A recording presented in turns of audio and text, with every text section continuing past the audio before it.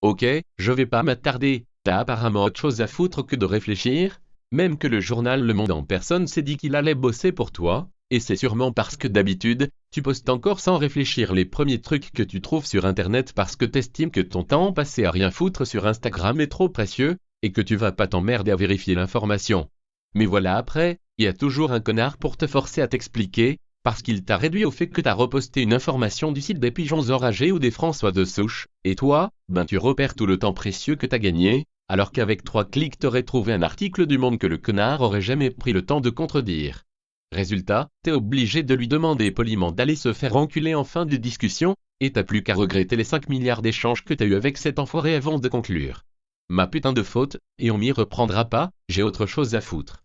Mais ce détail de l'histoire a au moins le mérite de montrer qu'il faut pas s'étonner si après, bordel, des blaireaux à tête de bite se tapent 20 000 vues en une nuit et une shitstorm de dislikes sur une vidéo où, en fait, ils font que dire que t'es un connard qui a bien mérité le monde et son suppositoire au décodex. Parce que je t'ai bien vu faire, dis pas non ou je t'enfonce un lance-roquette dans le cul. Alors comme ça, moi je me fais chier à lire des articles du Monde et du Figaro jusqu'à avoir la chiasse, et toi tu pourrais pas prendre 30 secondes pour aller te trouver une source mainstream histoire de pas te faire emmerder sur la source. T'es vraiment comme moi, t'es un sale con.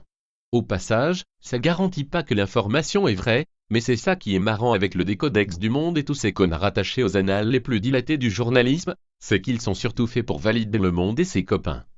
Comme par exemple BuzzFeed, dont une vidéo de 5 minutes a aucun mal à t'apprendre que d'une part, c'est un mec de BuzzFeed France qui est derrière le décodex, et d'autre part que le décodex valide donc tous les articles de ce site de merde, comme si c'était des putains d'écriture sainte. D'ailleurs y a qu'à voir toute cette haine intersidérale déversée dans les commentaires de l'extension, faite pour rendre ton navigateur préféré vegan et gender fluide et tout, et le splendide 2,4 sur 5 en chute libre, pour comprendre que c'est une idée de merde, même pour ceux qui ont été assez cons ou curieux pardon pour l'installer.